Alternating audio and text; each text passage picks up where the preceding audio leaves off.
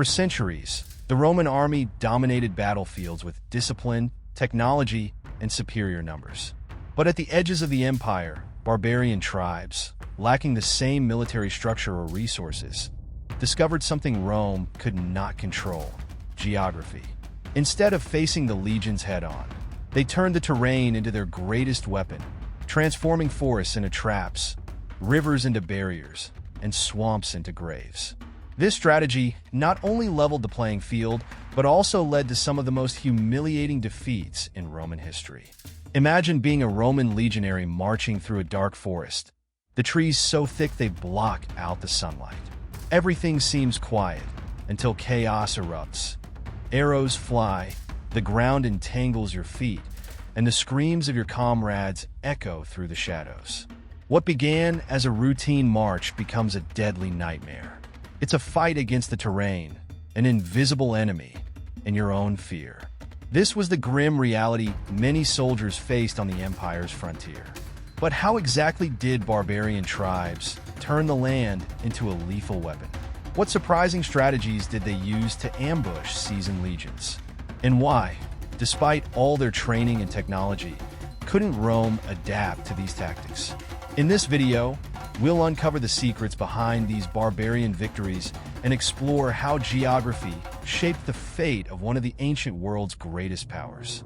Today, you'll learn about battles where the terrain tipped the scales, from the massacre at Teutoburg Forest to lesser-known, but equally devastating ambushes. We'll dive deep into the tactics employed by barbarian tribes and reveal how the natural environment became Rome's deadliest adversary. Get ready to witness the power of local knowledge in action and the lasting lessons it left on history. If you're fascinated by how seemingly simple strategies can topple even the greatest armies in history, hit that subscribe button and give this video a like.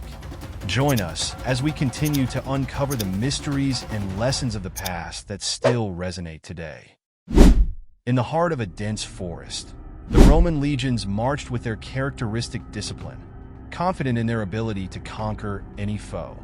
But in 9 AD, the once reliable order of the Roman army unraveled in the Teutoburg Forest. Here, the trees were not just scenery, they became a trap. Arminius, a trusted ally-turned-enemy, orchestrated an ambush so devastating that it would haunt Rome for centuries. His intimate knowledge of the terrain transformed every natural feature into a weapon. Trees became barriers, narrow paths forced disarray, and muddy ground trapped soldiers like prey. The Romans weren't just fighting warriors, they were battling the land itself. The brilliance of Arminius lay in his ability to weaponize geography against an empire that thrived on predictability. Roman soldiers, accustomed to open battlefields, found themselves unable to form the rigid formations that defined their military success. Their heavy armor became a hindrance as they stumbled through uneven terrain, and their enemies disappeared into the shadows of the forest only to strike again moments later. The chaos was relentless, the fear palpable. This wasn't a battle. It was survival against an unseen enemy that had no rules. Yet, as devastating as this ambush was, it didn't come from brute force alone. The Romans were deceived, led into the forest by a man they believed was on their side. Arminius's cunning betrayal magnified the impact of the geography. This wasn't merely a loss of men. It was a shattering of trust, leaving Rome questioning its ability to control its borders.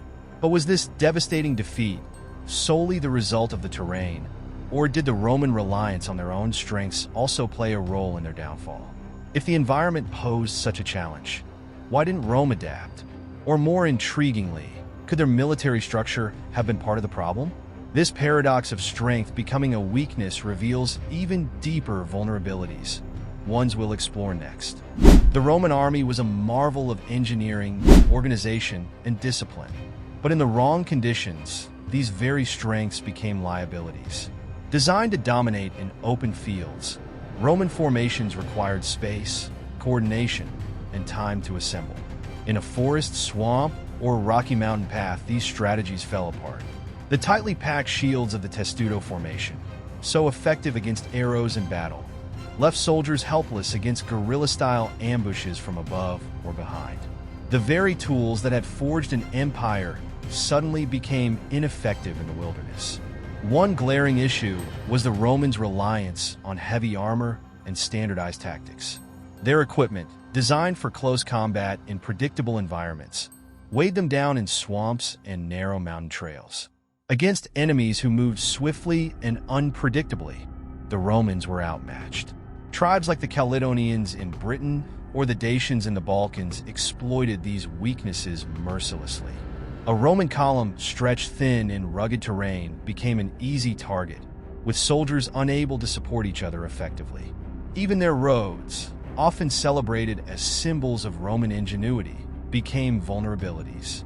While they facilitated rapid movement across the empire, they also confined armies to predictable routes, which their enemies used to stage ambushes. The advantage of infrastructure turned into a dangerous trap, exposing the rigidity of Roman strategy. These contradictions didn't just lead to defeats. They revealed a fatal inflexibility in a military machine that prided itself on perfection. But was it only geography and guerrilla tactics that brought Rome to its knees? Or did the barbarians possess something deeper, a mastery of unconventional warfare that Rome was too slow to understand? As we move forward, we'll explore how these tribal strategies evolved into an art form, creating a new type of warfare that would redefine conflict on the empire's fringes. For the barbarian tribes, survival often depended on the ability to disappear as quickly as they attacked. Their understanding of the land gave them a tactical edge that Rome could never replicate. In the hills of Hispania, the Lusitanians mastered this art under their leader, Viriathus. Utilizing caves, narrow ravines, and dense forests, they struck Roman outposts without warning and vanished into the landscape before the legions could retaliate. It wasn't just an ambush, it was a disappearing act that left the Romans chasing shadows. This strategy wasn't limited to the Iberian Peninsula.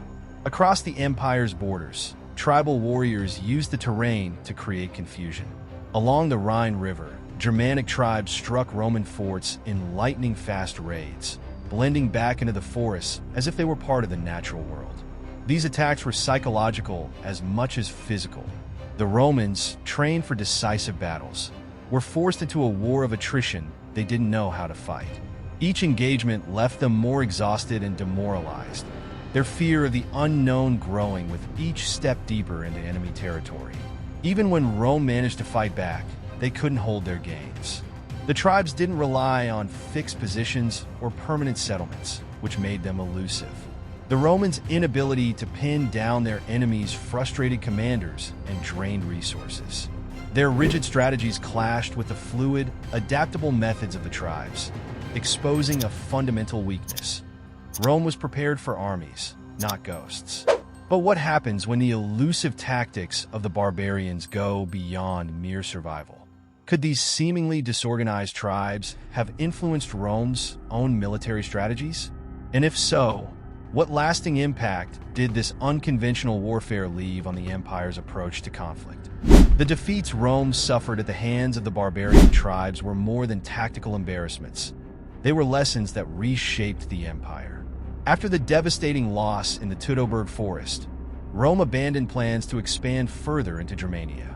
Instead, they focused on fortifying their borders, building defensive structures like Hadrian's Wall and the Limes Germanicus.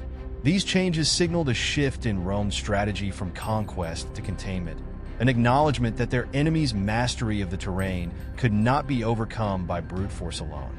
This new approach came with adaptations.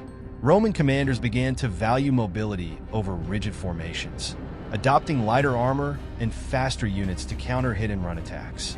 They also sought to incorporate local guides and scouts who understood the terrain better than any map could. These changes reflected a growing awareness that knowledge of the land was just as important as military strength.